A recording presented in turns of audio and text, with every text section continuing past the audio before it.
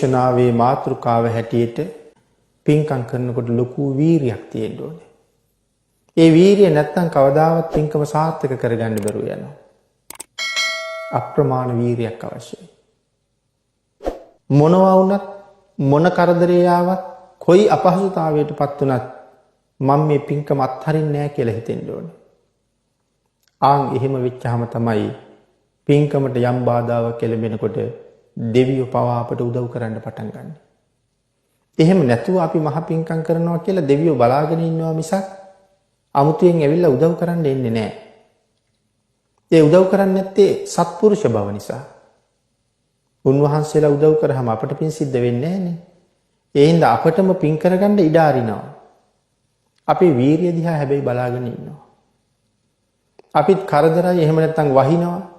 එහෙම නැත්තම් ආලෝකය නැහැ. එහෙම නැත්තම් සෙනග නැහැ.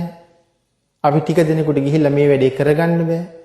එහෙම හිතලා පින්කම අත්හැරලා දානවා නම් උන්වහන්සේලා අපේ වීරිය නැති නිසා උන්වහන්සේලාත් ඒක හොඳටම අත්හැරලා දානවා. 1000කට කියලා තනියම වුණත් කවුරු නැතත් මම මේක කරනවා කියන වීරියට ආව මොනතරම් වැස්සත් මම මේක කරනවාමයි කියන වීරියට ආවොත් කොයිතරම් අඳුරක් තිබුණත් පහන් දල්වගෙන හරි මම මගේ පින්කම කරනවා කියන වීරියට ආවොත් එදාට මට කවුරුවත් නැත්තම් එදාට මේ සම්‍යක් දෘෂ්ටික දෙවියෝ උදව් කරන්න පටන් ගන්නවා. අපේ බුදුරජාණන් වහන්සේට තිබුණා සුප්පතිට්ඨිත පාද කියන ලක්ෂණය. මනාව මහ පොළොවේ පාතාලයේ පිහිටනවා. අපි එහෙම පිහිටන්නේ නැහැ. අපේ පාසටහන වැල්ලක තියහම අපිට පේන්නේ මැදින් කොටසක් මහ පොළොවට හිටලා නැති බව. නමුත් භාග්‍යතුන් වහන්සේගේ එහෙම නැහැ. මනාව පිහිටනවා. ආන්ගේ මනාව පිහිටීමේ ලක්ෂණය බුදුරජාණන් වහන්සේට ලැබෙන්නේ මේ පින්කම් කරනකොට මේ තරම්ම වීරියක් තිබුණ නිසා. මොකක්ද මේ වීරිය? කොයි පින්කම නමුත් අත්හැරියේ නැහැ. බෝධිසත්ව ධර්ම සම්පූර්ණ කරන කාලේ අබුද්ධෝත්පාද කාලයක ඉපදිලා හැබැයි පසේ බුදුරජාණන් වහන්සේලා වැඩ හිටියා. ඒක පසේ බුදුරජාණන් වහන්සේ නමක් නිරෝධ සමාපත්තියට සමවැදිලා දවස් 7න් අවදි වෙලා. උන්වහන්සේට අද කවුරු හරි දාන වේලක් පූජා කළොත් උන්වහන්සේ තව බොහෝ කල ලෝක සත්වයාට අනුකම්පාවෙන් වැඩ ඉන්නවා. අද කොහෙන්වත් දාන වේලක් නොලැබුණොත් උන්වහන්සේ අද විශ්වයෙන් සමුගන්නවා. තමන් වහන්සේගේ මංගල්‍ය හොයාගෙන පිරිනිවන් පානවා. නමුත් උන්වහන්සේලා තව දවසක් හරි වැඩ ඉන්න එක ලෝකයට සැපයක්. ඒ නිසා තීරණය කළා පසේ භාග්‍යතුන් වහන්සේට මං අද දාන වේල පූජා කරන්න ඕනේ කියලා. බෝසතාණන් වහන්සේගේ ශ්‍රද්ධාව අපිට හිතා ගන්නවත් බැරි තැනක තියෙන්නේ. ඒ අපරිමිත ශ්‍රද්ධාවෙන් දාන ටික හදාගෙන පසේ බුදුරජාණන් වහන්සේ ඉන්න දිහාවට යනකොට මාරයා මේක නවත්තන්න කල්පනා කළා. දන් දෙන එක. විශාල ගිනි අඟුරු වලවල් මැව්වා පාරේ. ළඟට ගිහිල්ලා බලහම අඟුරු වලවල්. දැන් දානෙ දෙන්න යන්න හැටියක් නැහැ. නමුත් බෝසතාණන් වහන්සේ කල්පනා කරනවා කකුල් දැවිලා පිච්චිලා අලු වෙලා ගියත් කමක් නැහැ. දැවෙන කොටස කැඩි කැඩි අඟුරු වලට එකතු වුණත් කමක් නැහැ. මේ අඟුරු මතින් ගිහිල්ලා දානෙ ටික පූජා කරගත්තාම මට මොනවා වුණත් කමක් නැහැ. එහෙම හිතලා අර අඟුරු වලට බහිනවා. සඳහන් කරනවා ඒ ශ්‍රද්ධාව මේ දිලිසෙන ගිනි අඟුරු බෝසතාණන් වහන්සේගේ පිය සටහන් පිළිගන්නේ ඊටාම සිනිදු මල් පිටි වගේ. නමුත් මේකට බැහැ ගන්න බයනේ තියෙන්නේ. උන්වහන්සේ කල්පනා කළා නෑ මැරිලා පිච්චිලා ගියත් කමක් නෑ. පිච්චිලා මැරිලා ගියත් කමක් නෑ. මම දානි පූජා කරනවා. ආන් එහෙම මහ පුදුම වීරියක් තිබුණා. පින්කම් කරන්න. මේ එවන් ලක්ෂණ පිළිහිටන්න හේතු වෙච්ච එක කරුණු. මේ කාරණාව සඳහන් කරන්නේ අපි රසවාහිනිය. තවත් කාරණාවක් තියෙනවා අර ලේනෙක් මුහුද ඉහපු කතාව. 7 දවසක්ම මුහුද හිනවා පැටවු ටික බේර ගන්න. දවස් 7කින් සක් දිවිඳු ඇවිල්ලා අහනවා මොකද කරන්නේ? මගේ දරුවෝ ටික මුහුදට වැටිලා. බේර ගන්න. ඒ වෙලාවේ සඳහන් කළා උඹ මහ මෝඩයි. මේ සාගරයේ ඉහින්න පුළුවන් ද ඔය වලිගෙ තෙම තෙම. ඒ වෙලාවේ සඳහන් කළේ උඹ කවුද? මම සක්‍ර දේවේන්ද්‍ර. උඹ සක්‍ර දේවේන්ද්‍ර නෙමේ කවුරු වුණත් උඹ මහ කම්මැලි. උඹත් එක්ක කතා කරන එක මට මගේ වැඩේට පරක්කුයි. ඒ හින්දා කරුණා කරලා මෙතනින් යන්න මට මගේ වැඩේ කරගන්න. ඒ තරම්ම වීරියක් තිබුණා. එහෙනම් පින්කම් කරන කාලේ ඔය තරම්ම වීරියෙන් කටයුතු කරපු නිසායි මේ උතුම් ලක්ෂණ ලැබුණේ. එහෙමනම් පින්නතනේ පින් කළ තැනැත්තා මෙලව සතුටු වෙනවා. මනාව දන් දීපු අය Taman දුන්න දාන ගැන කල්පනා කර කර සැකසුවා, පිළියෙල කෙරුවා, පිළිගැන්නුවා, අඩුපාඩු රහිතව ඒ කටයුතු කළා.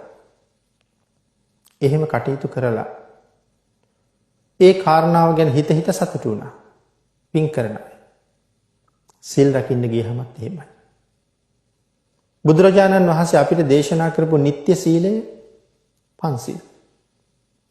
ඒ හැමදාම අටසිල් මත ජීවත් වෙන්න බැරි හින්දා එහෙම පුළුවන් අයත් ලෝකෙ හිටියා.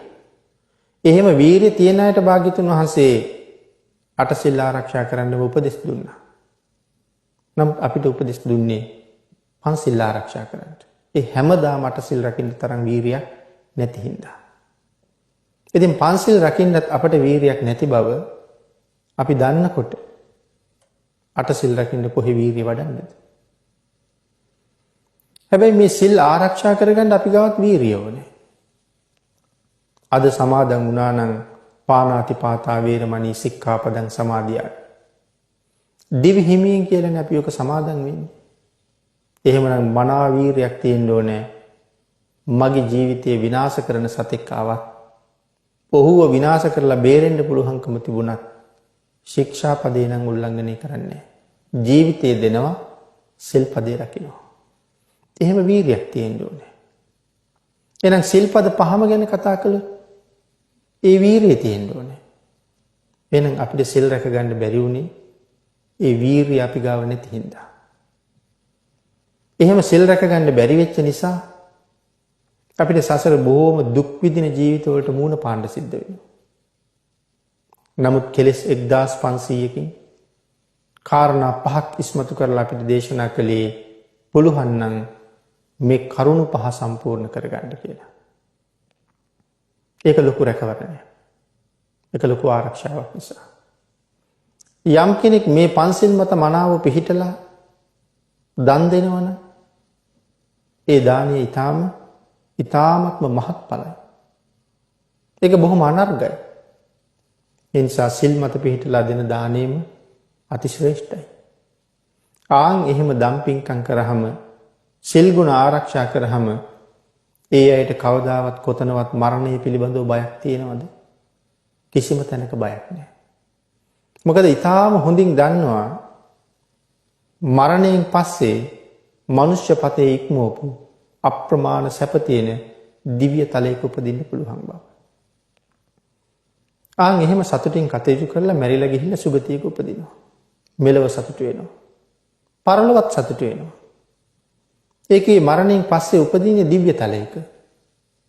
තවත් බොහෝසේ ගුණ ධර්ම දියුණු කරලා ධ්‍යාන අභිඥා ලබන තැනට එනකන් ආවනම් බඹ තලයක උපදිනවා.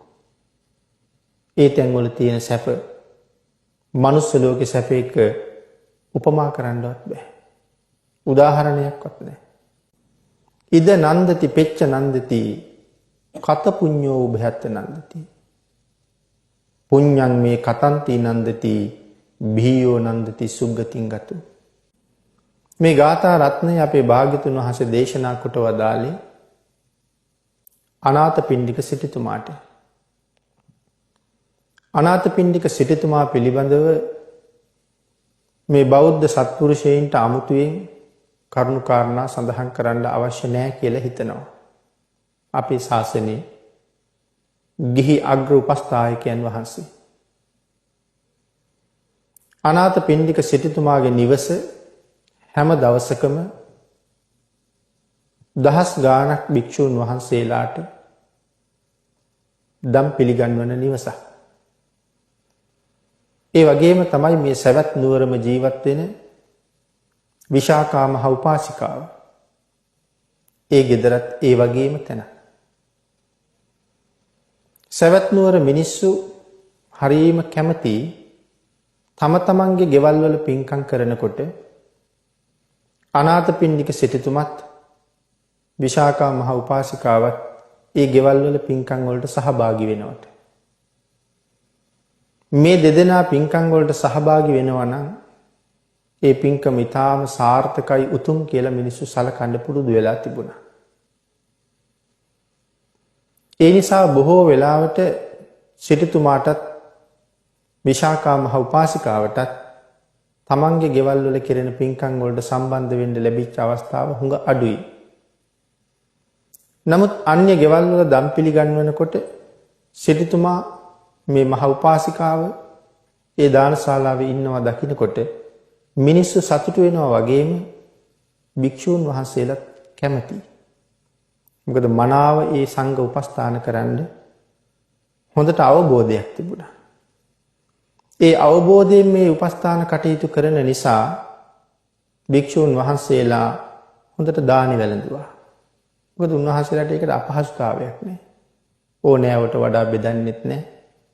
ව්‍යංජන ಜಾති ගෙනහිල්ලා පාත්‍රා පුරවන්නෙත් නැහැ.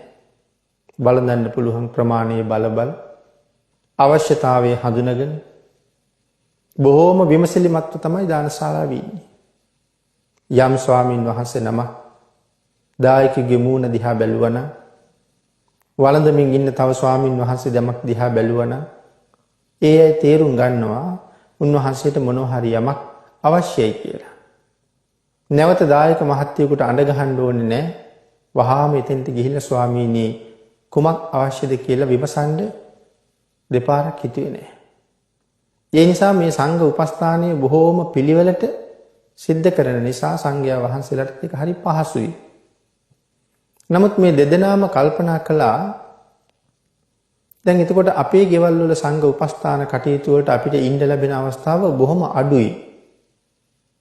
නමුත් ඒ සඳහා කවුරු හරි සූදානම් කරලා තිබුණොත් හරි වටිනවා.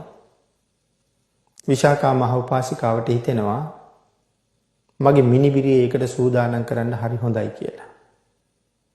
ඒ නිසා සංඝ උපස්ථානයේ සංඝයා සමග කටයුතු කරන හැටි මනාව මිනිබිරියට ඉගැන්නුවා. වෙනතර මේ එක කාරණාවක් අරගෙන තවත් බොහෝ ඈතට සාකච්ඡා කරන්න පුළුවන්. මොන තරම් උතුම් කිරියම්ම කෙනෙක්ද? තමන්ගේ මිනිබිරියට ඉගැන්වුවේ තුනුරුවන්ට උපස්ථාන කරන හැටි.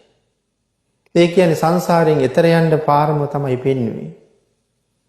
අනාථපිණ්ඩික සිටුතුමාටත් ඒ අවශ්‍යතාවය තිබුණා. සිටුතුමා ඒ නිසා තමන්ගේ ලොකු දුවට ඒ කාරණා ටික හොඳට ඉගැන්වුවා. මහා සුභද්‍රා. ඇය බොහෝම ශ්‍රද්ධාවෙන් ඒ කටයුතු කළා. මහා සුභද්‍රා කාලයක් සංඝ උපස්ථාන බොහෝම උනන්දුවෙන් කරගෙන හිටියා. බණත් ඇහුවා. මහා සුභද්‍රාව පස්සේ කාලික සෝවාන් තත්ත්වයට පත් වුණා. ඒ අති උතුම් වූ ආර්ය භාවයේ ලබලත් බොහොම හොඳින් කටයුතු කරමින් හිටපු ඇය නිසි වයසට එනකොට සිටුතුමා විසින් විවාහ කෙරෙව්වා. විවාහ වෙච්ච නිසා ස්වාමියා එක්ක නිවසින් පිට වෙන්න සිදු වුණ නිසා ඒ උපස්ථාන කටයුතු කරන්න ඊට පස්සේ ලැබිච්ච අවස්ථාව හුඟක් අඩුයි. නමුත් සිටුතුමා ඊළඟට විශේෂයෙන් මේ කටයුතු ඉගැන්වුවේ තමන්ගේ බාලදුවට. ඒ සුමන ඉතාමත්ම ශ්‍රද්ධාවන්තයි. බොහෝම කැමැත්තෙන් තමයි මේ කටයුතු කළේ. විශාකා මහ උපාසිකාව මේ ලෝකේ පහළ වෙච්ච කිරියම්මලා අතර ඊටාම උතුම් තැනක හිටපු කිරියම්ම කෙනෙක් වෙනවා වගේ මේ තාත්තත් මේ ලෝකේ හිටපු තාත්තලා අතර ඊටා ශ්‍රේෂ්ඨ තැන හිටපු තාත්තා කෙනෙක්. තමන්ගේ පුතා පවා වැඩියෙන් ධර්මයට යොමු වෙන බවක් නොදකිනකොට උපක්‍රමශීලීව ධර්මයට යොමු කෙරෙව්වා. මාර්ගඵල ලබන කෙනෙක් බවට පත් කෙරෙව්වා ධර්මයට ලැබි නැති වුණත් තාත්තගේ උපායශීලීත්වය නිසා. බොහෝම ශ්‍රද්ධාවෙන් සංඝ උපස්ථාන කරපු සුමන සෝවාන් වෙලා තව කලකදී සකදාගාමී තත්ත්වයට පත් වුණා. හැබැයි සුමනට දීර්ඝායුෂ තිබුණේ නැහැ. හදිසියේ අසනීප වුණා. ඇය මරණාසන්න වුණා. මරණාසන්න කාලේ එක දවසක් පණිවිඩයක් එවල තිබුණ තාත්තට තමන් බලන්න එන්න කියලා. සිටුතුමා ගිහිල්ලා දුවේ සුමන කියලා කතා කරාම මල්ලියේ මෙහාට එන්න කියලා කතා කළා. සිටුතුමාට ඒකෙන් ගොඩාක් දුක හිතුණා. ඒ වෙලාවේ හො දුවේ හිත කිපීමක්වත් වෙලාද? නෑ මල්ලී. මොනවා නිසා හිත කිපින්නද? මගේ දුව මොනවට හරි බය වෙලාද? නෑ මල්ලී. මරණය උපතින් උරුම කරගත්ත දෙයක්. මම ඒකට කොහොමවත් බය නෑ. ඒ වචන ටික ප්‍රකාශ කරලා සුමන ජීවිතයෙන් සමුගත්තා. අනාථපිණ්ඩික සිටුතුමා දුවගේ ආදාහන කටයුතු ටික කළා. ඒ වුණාට සිටුතුමාට ඉවසුම් නොදෙන තරම් බොහොම දුකයි. ඒ මේ මරණය ගැන සිටුතුමා දන්නේ නැති හින්දාද? අකල් මරණ ඕන තරම් වෙන බව සිටුතුමා නොදන්න නිසාද? ඒකට නෙමෙයි සිටුතුමාට දුක. මේ විදිහට හදාපු මගේ දුව අවසාන වෙලාවේ උම්මත්තක තත්වයට පත් වෙලාද ජීවිතෙන් සමුගත්තේ කියලා. එහෙම වුණා නම් මගේ දුව සමහර වෙලාවට ඊළඟ භවයේ කොහෙ තීරණය කරගන්න ඇද්ද? එහෙනම් සිටුතුමාට දුක තියෙන්නේ දුවගේ ඊළඟ ආත්මය දුගතිගාමී වුණාවද්ද කියලා. එතකොට මේ තාත්තට දුක තියෙන්නේ මැරිච් එක ගැන නෙමෙයි දුවට සසර කරදර වුණාද කියලා. එතකොට මේ තාත්තා කොයි තරම් වටිනවද? අපෙත් දරුවෝ අකාලේ ඕන තරම් මැරෙන්න පුළුවන්. හැබැයි අපිට දුක තියෙන්නේ මේ ජීවිතෙන් ප්‍රියයන්ගෙන් වෙන්වීම නිසා. කොහෙ ගියාද මොනවා වුණාද මොන තත්ත්වයකට පත් වුණාද සසර බොහොම භයානකයි සතර අපායක වැටුණද එහෙම කල්පනාවක් නම් අපිට නැහැ. නමුත් මේ හුරතල් විදිහට හිටපු අය අපින් සමුගැනීමේ වේදනාව විතරයි අපිට තියෙන්නේ. මේ කාරණාවෙන් අපිට හොඳ පණිවිඩයක් කියනවා. අඬන්න ඕනේ මැරෙන හින්දා නෙමෙයි. මැරිලා කොහෙද යන්නේ කියන කාරණාව හිතලා. හැබැයි මැරිලා යන තැන සුවපත් කරවන්න මේ තාත්තා කටයුතු කරලා තිබුණා. ආන් එවන් මව්පියෝ දරුවන්ට හම්බ වෙන හැබෑම සත්පුරුෂ මව්පියෝ එවන් මව්පියෝ ලබන්නත් සසර වෙනම පින් කරලා තියෙන්න ඕනේ. බුදුරජාණන් වහන්සේ ගාවට ගියහම සිටුතුමාගේ ඇස් වලින් කඳුළු කඩා වැටෙනවා. කාරණාව කියහම බුදුරජාණන් වහන්සේ ඇහුවා ඇයි සිටුතුමනි ජීවිතයක අනිත්‍ය බව දැනගත්තේ නැද්ද මෙතෙක් කල කියලා. බුදුරජාණන් වහන්සේටත් මතක් කළා ස්වාමීනි ඒක හින්දා අඬනව නෙමෙයි. මගේ දුව මෙන්න මේ විදිහට මට තුන් පාරක්ම මල්ලියේ කියලා කතා කරලා තමයි මැරුණේ. ඒ නිසායි මට දුක කියලා. භාග්‍යතුන් වහන්සේ පැහැදිලි කළා මහසිටුතුමනි ඒකේ කිසිම වරදක් නැහැ. ඇයට හිත කිපීමක් වෙලා තිබුණේ නැහැ. ඇය මල්ලියේ කියලා ආමන්ත්‍රණය කළේ හැබැවින්ම ආධ්‍යාත්මික ජීවිතය තුළ ඇය ඔබට වඩා වැඩිමල් නිසා. මහසිටුතුමනි ඔබ සෝවාන් වෙලා. ඒ වුණාට සුමන හිටියේ සකදාගාමී වෙලා. ආන්ගේ මාර්ගඵල පිළිවෙලින් ඇය ඔබට මල්ලියේ කියලා ආමන්ත්‍රණය කළේ. එහෙම කියහම නම් සිටුතුමාට ඇතිවෙච්ච සතුට දරා ගන්න බැරි තරම්. බුදුරජාණන් වහන්සේගෙන් අහනවා ස්වාමීනි මගේ දුව ඊට පස්සේ කොහේ ඉපදුනාද? බුදුරජාණන් වහන්සේ සඳහන් කළා ඊටාම උසස් දිව්‍ය තලයක පහළ වෙලා ඉන්නවා කියලා. ඕන් ඔය කාරණාව මුල් කරගෙන තමයි අපේ බුදුරජාණන් වහන්සේ මේ ගාථා රත්නය දේශනා කළේ. සිටුතුමාට. මහ සිටුතුමනි ඉද නන්දති පෙච්ච නන්දති කත පුඤ්ඤෝ උභයත් නන්දති. පුඤ්ඤං මේ කතන්ති නන්දති බිහියෝ නන්දති සුග්ගතින් ගතු. භාග්‍යවතුන් වහන්සේ සඳහන් කළා කලපින් ඇති අය මෙලවත් සතුටු වෙනවා පරලොවත් සතුටු වෙනවා. දෙලොවම සතුටු වෙනවා. පුඤ්ඤං මේ කතන්ති නන්දති බිහියෝ නන්දති සුග්ගතින් ගතු. ඒ කරගත්ත කුසල කර්මයන් නිසා සුගතියට ගිහිල්ලා තව බොහෝ සතුටු වෙනවා කියලා දේශනා කළා. ඉතින් මේ කාරණාව ටිකක් අපි සාකච්ඡා කළොත් මෙලව පින් කළාය බොහෝ පින් කළාය මෙලව සතුටු වෙනවා. මේ පින් කරනකොට හැම වෙලාවෙම මේ පුද්ගලයා තමන් කරපු පින්කම් අනුස්මරණය කරනවා. විවේකීව ඉන්න වෙලාවට කරපු පින්කම මුල ඉඳලා අග දක්වාම ආවර්ජනය කරනවා. ඒ තුළින් මහත් වූ සතුටක් ලබනවා. ඒක මේ පින වර්ධනය වෙන්න තව හේතුවක් බවට පත් වෙනවා. කරපු පින්කම් කල්පනා කරනවා. කරන්න තියෙන පින්කම් ගැනත් කල්පනා කරනවා. එහෙම කල්පනා කර කර සැලසුම් කර කර ඊ타ත්ම නිවැරදිව ඒ පින්කම කරන්න හැම වෙලාවෙම හිතනවා. නිරන්තරයෙන් Tamanට උදව් කරන අයත් එක්ක සාකච්ඡා කරනවා. තීරණ තීන්දුව ගන්නවා. ඒ වගේ අඩුපාඩු පස්සේ හිතනකොට ආයෙ දැනෙනවා. ආයෙ පිරිස එකතු කරගන්නවා. ආයෙ සාකච්ඡා කරනවා.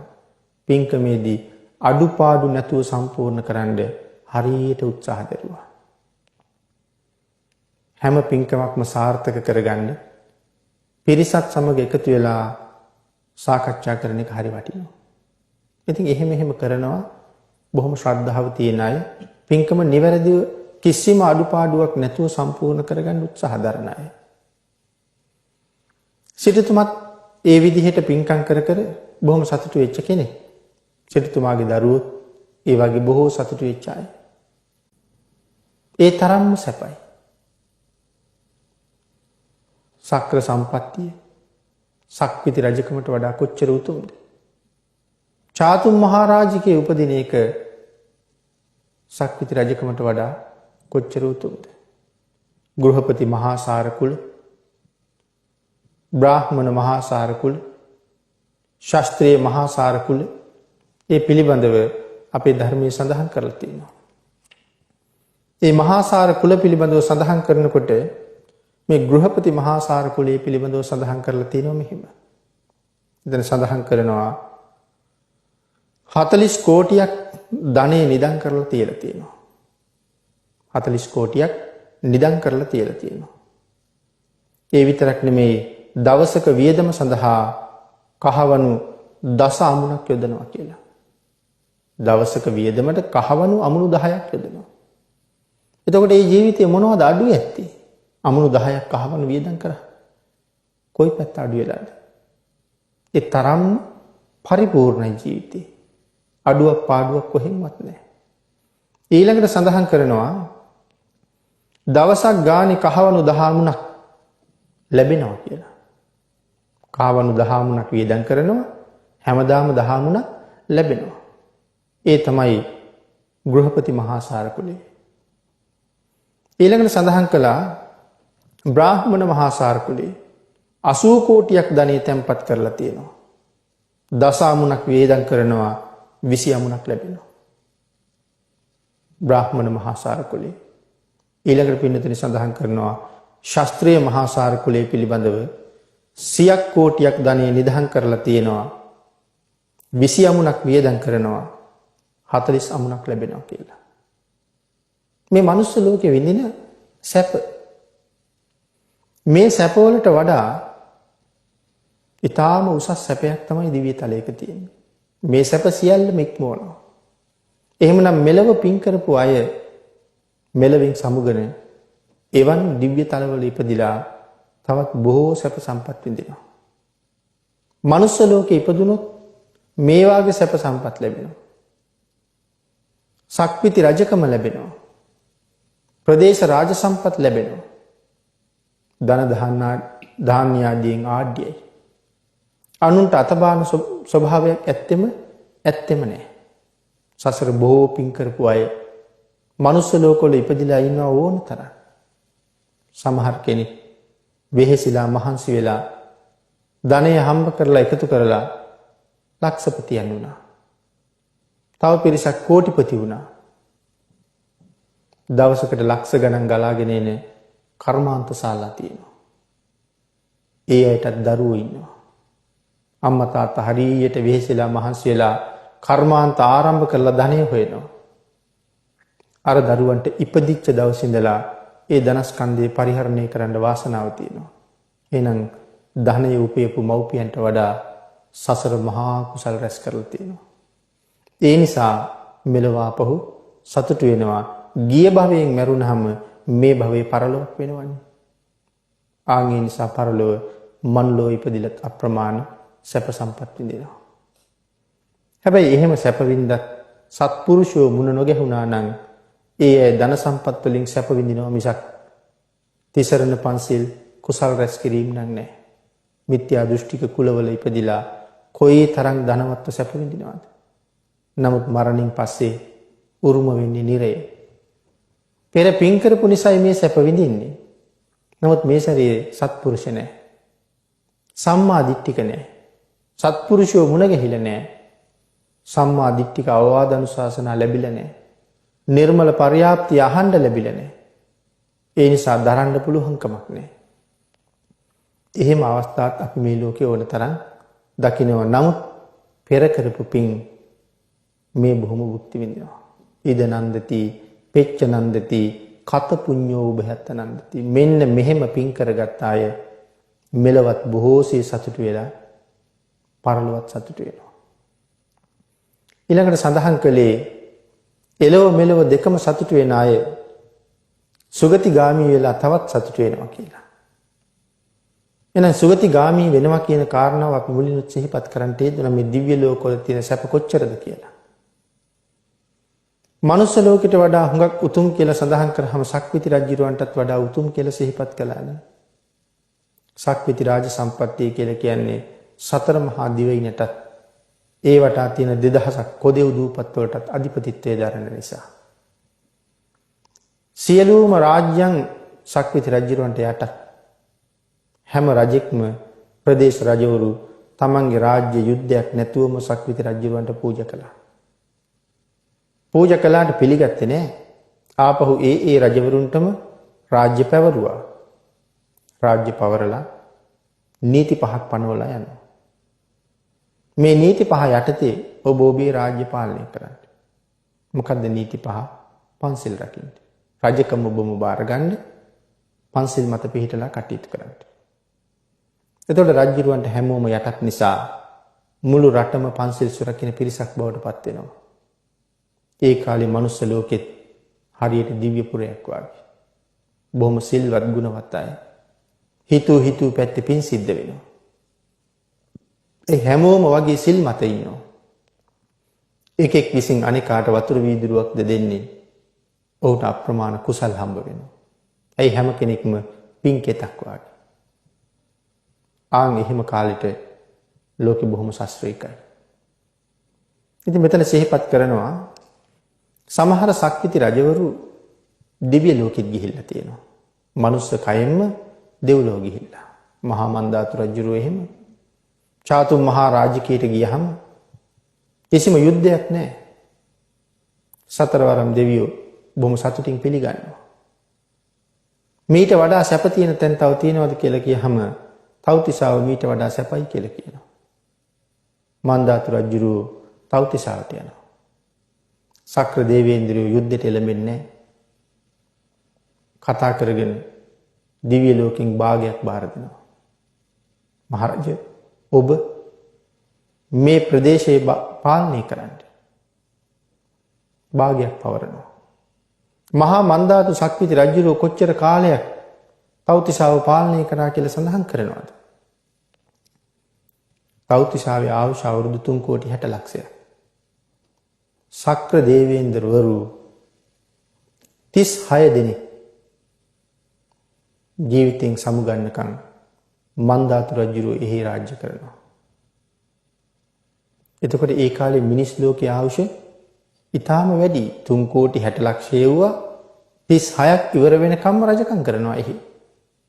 ඒ කියන්නේ දිව්‍ය ලෝකයට වඩා මනුස්ස ලෝකයේ ආයුෂ වැඩි කාලේ.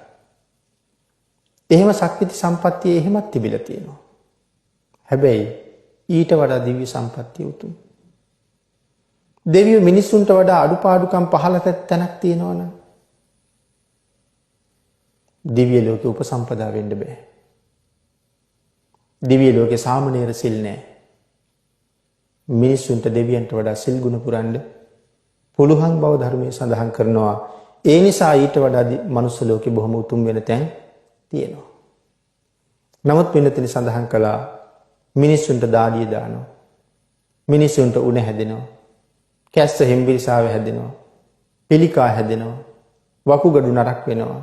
890ක් රෝග, 990ක් ව්‍යාධි මනුස්ස ලෝකේ තියෙනවා. හැබැයි දෙවියන්ට යටත් පිරිසෙන් දාඩිය දාන ප්‍රමාණයක්වත් දෙවියන්ට නැති නිසා ඊටාම සැපයෙන් අග්‍රයි. ඒ කාරණාවයි මේ ගාථා රත්නේ මෙතන පැහැදිලි කරලා තියෙන්නේ. පින් කළ අය මෙලවත් සතුට වෙනවා, පරලොවත් සතුට වෙනවා. බොහෝ පින් කරගත්ත නිසා සුගතියේ ඉපදිලා තව බොහෝ පින් කරගන්නවා. ඒ වගේම බොහොම සතුට වෙනවා. දෙවියන්ටත් බොහෝම පින් කරන්න පුළුවන්. සමහර අය නම් හිතනවනේ දෙවියන්ට පින් කරන්න බෑ කියලා. අපිට වඩා පින් කරන්න පුළුවන් දෙවියන්ට.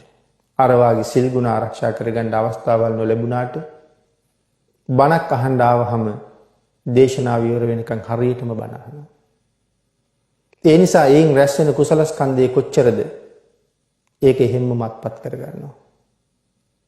අනික දේශනාව කරන දේශකයන් වහන්සේලාට අල්ප මාත්‍රයක් වරදිනවනම් හුඟක් දෙවියෝ ඒකත් දන්නවා.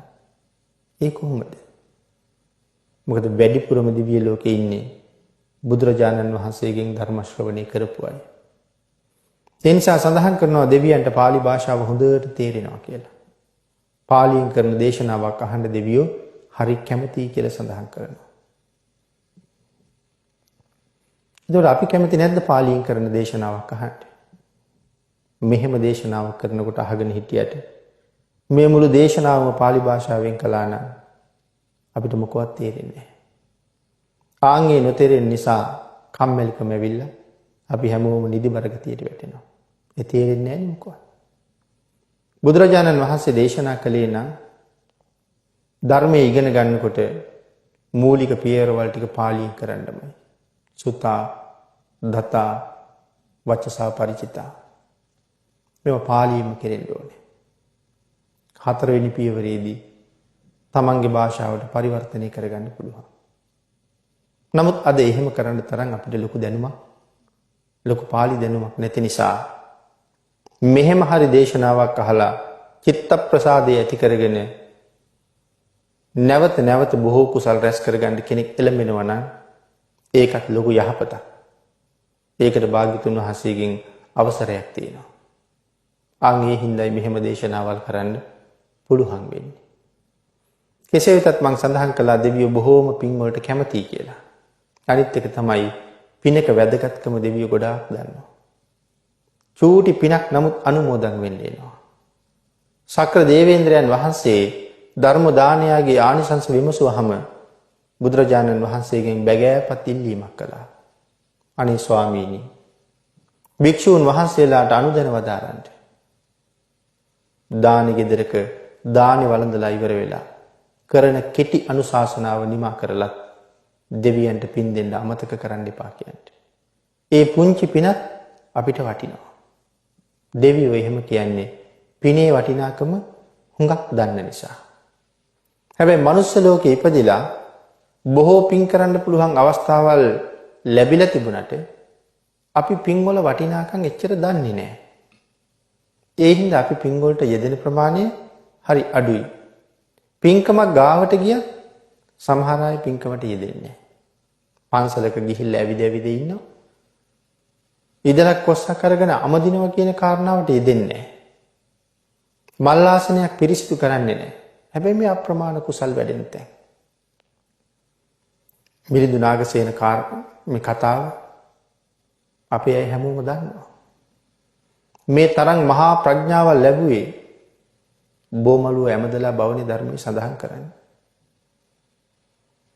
මිලිඳු රජුගේ බවට පත් වුණේ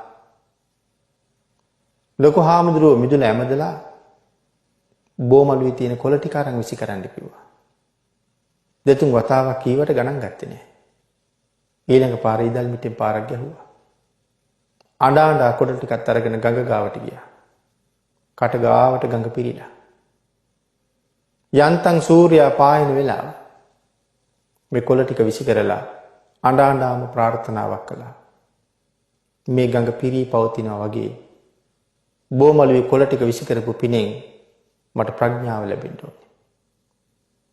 මේ ගඟේ රැලි නැගෙනවා වගේ ඒ ප්‍රඥාවෙන් අන්න ඇත්ත එක වාද කරලා වුන් පරද්දන්න මගේ ප්‍රඥාව නැමැති සිතේ වාද නැමැති රැලි උපදින්න ඕනේ. සූර්යයා යන්තම් ලෝකෙට හිරු කිරණ විහිදෙන වෙලාව. මේ සූර්යයා මොනතරම් ප්‍රතාපවත්ද? මගේ තේජස ඒ තරම් ලෝකෙ පුරා පැතිරෙන්න ඕනේ.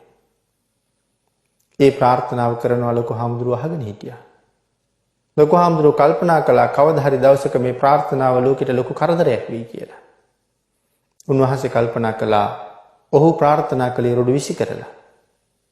ඔහුට විසි කරන්න රොඩු එකතු කිරුවේ මම. ලොකු වැඩේ කරලා තියෙන උන්වහන්සේනේ. උන්වහන්සේත් ප්‍රාර්ථනාවක් කළා. මොහුගේ ප්‍රඥාව දවසක මේ ගඟ වගේ පිරීලා තියෙනවා නම් මගේ ප්‍රඥාව ඊට වඩා වැඩි වෙන්න ඕනේ. මොහුගේ හිතේ ගඟ රැලි වගේ වාද නැමැති රැලි උපදිනවා නම් සාගරයේ ඇති වෙන මහ රැලි වෙරළට ඇවිල්ලා බිඳින්නාසේ ඔහුගේ හැම වාදයක්ම මගේ ළඟ බිඳෙන්න ඕනේ. ඔහු කොයිතරම් තේජස් වෙන්න ප්‍රාර්ථනා කරනවද? ඔහුගේ තේජස මගේ ළඟ කලාමැදිරියක් වගේ වෙන්න ඕනේ. මේ ප්‍රාර්ථනා දෙකයි මේ විදිහට විපාක දීලා තියෙන්නේ. ඇත්තටම මිලිඳු රජුරුවන්ගේ ප්‍රාර්ථනාව භික්ෂූන් වහන්සේලාට පවා කරදරයක් වුණා. කෝටි 100ක රහතන් වහන්සේලා පිරිසක් එක්ක දෙව්ලොවට ගිහිල්ලා නාගසේන දිව්‍ය පුත්‍රයාට ආරාධනා කළා මනුලොවට වැඩමෙව්වේ වෙන කාටවත් මිලිඳු රජුරුවත් එක්ක තර්ක කරන්න බැරි වෙච්ච නිසා. එතකොට ඒ වාගේ අවස්ථා උදා කරගන්න කොච්චර පුළුවන්කම තියෙනවද තැනකට ගිහිල්ලා ඉන්නකොට? ධර්මයේ දන්නවනම් අපි හරියට යෙදෙනවා. උතුම් ප්‍රාර්ථනා කරන්න අවස්ථා තියෙනවා. නමුත් අපි ඒ පින කරගන්නේ නැහැ. ඒ වටිනකම දන්නේ නැහැ. ධර්ම දේශනාවක් ගමක ගෙදරක පන්සලක තියෙනකොට කීයෙන් කී දෙනාද බණ අහන්නේ? හැබැයි බණ අහන්න යනවා කියලා ගෙදර ඉඳලා එන ගමනත් තියෙන පියවරක් ගානේ වටිනවා. හැබැයි හැමෝම බණ ගෙදර එනවා. ආවට හැමෝම බණ අහන්නේ නැහැ. පිරිසක් ගෙදර ඉඳලා ඇවිල්ලා බණ කියන තැන වාඩි වෙනවා. වාඩි වෙලා හිටියට ඒගොල්ලන්ට බොහොම කලාතුරකින් බණ පදයක් වැටහෙනවා. තවත් නොයේක් දේවල් කල්පනා කර කර ඉන්නවා. ආයෙ සිහි ඇවිල්ලා ආයෙ බණ පදයක් වැටහෙනවා. එහෙම ඉඳලා හිටලා බණ පදයක් අහනවා. ආවට වඩා පිං සිද්ධ වෙනවා. තව කෙනෙක් ඉඳගෙන අර පුද්ගලයාට වැඩියෙන් බණ ටිකක් අහනවා. ඔහු අරට වඩා පිං කරගන්නවා. සමහර කෙනෙක් එක හිත් දරාගෙන බණ අහනවා. ඔවුන් අප්‍රමාණ ආනිසංස උදාපත් කරගන්නවා. සද්ධාතිස්ස මහරජුරුව බණ අහපු හැටි කාලකාරාම සූත්‍ර දේශනාව අනුරාධපුරයේ සිද්ධ කරපු වෙලාවේ කාලබුද්ධ රක්කිත මහරහතන් වහන්සේ එතන කියවෙනවා. මහරෑ එළි වෙනකන් හිටි පියවර මත හිටගෙන බණ ඇහුවා කියලා. රජුරවන්ට මොන තරම්නම් කායික ශක්තියක් තියෙන්නේ නැද්ද? එකම පියවර උඩ එළි වෙනකන් හිටගෙන ඉන්නේ. රජුරවන්ගේ ශ්‍රද්ධාව කොහොම තියෙන්නේ නැද්ද? මුලින් නම් සද්ධාතිස්ස නෙමෙයි. මුලින් නම් තිස්ස. මේ තරම් ශ්‍රද්ධාවක් තිබුණ නිසා පස්සේ සද්ධාතිස්ස බවට පත් වුණා. ඉතින් එහෙම බොහෝ කුසල් කරගන්න පුළුවන්. නමුත් බණ ගෙදරට ධර්මදේශනාව තියෙන පන්සලට ඇවිල්ලා කී දෙනෙක් පාරට වෙලා ඉන්නවද? කී දෙනෙක් වෙන වෙන දේවල් කතා කර කර ඉන්නවද? කී දෙනාද බණ අහන්නේ? දෙවියෝ එහෙම නැහැ. වටිනකම දැනගෙන ඇවිල්ලා හරියටම බණ අහනවා.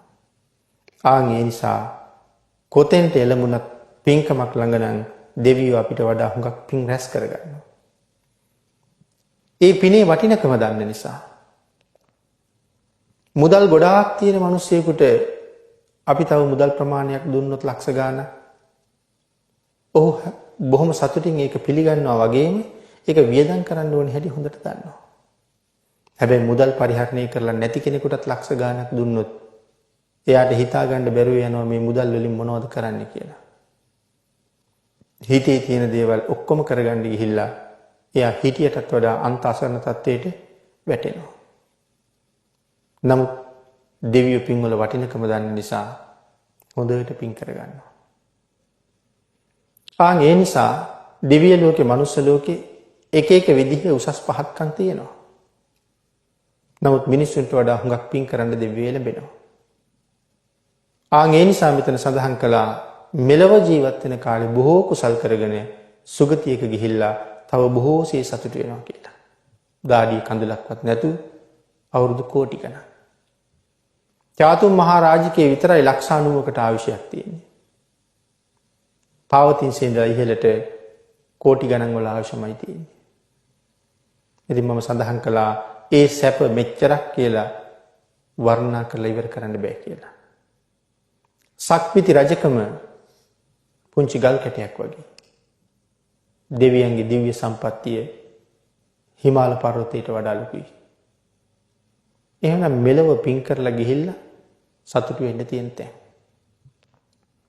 ධර්ම දේශනාවට තියෙන කාලයත් නිමා වෙලා නිසා අපි භාග්‍යතුන් වහන්සේ මේ කරුණු දක්වලා අනාථපිණ්ඩික සිටුතුමාට කරුණු පැහැදිලි කරාම පිනක මහිම දුව කරගත්ත කුසල් ප්‍රමාණය දැන් ඉපදිලා ඉන්න තැන භුක්ති විඳින ආයු ප්‍රමාණය පහළ වෙලා තියෙන දිව්‍ය විමානවල හැටි පරිවාර දෙවියන්ගේ ස්වභාවය තමන්ගේ සිඟිති දියණියගේ නැත්නම් බාල දියණියගේ සුගති ගමනේ තියෙන ශ්‍රේෂ්ඨත්වය ගැන හිතලා මේ තාත්තා ගොඩාක් සතුටු වුණා.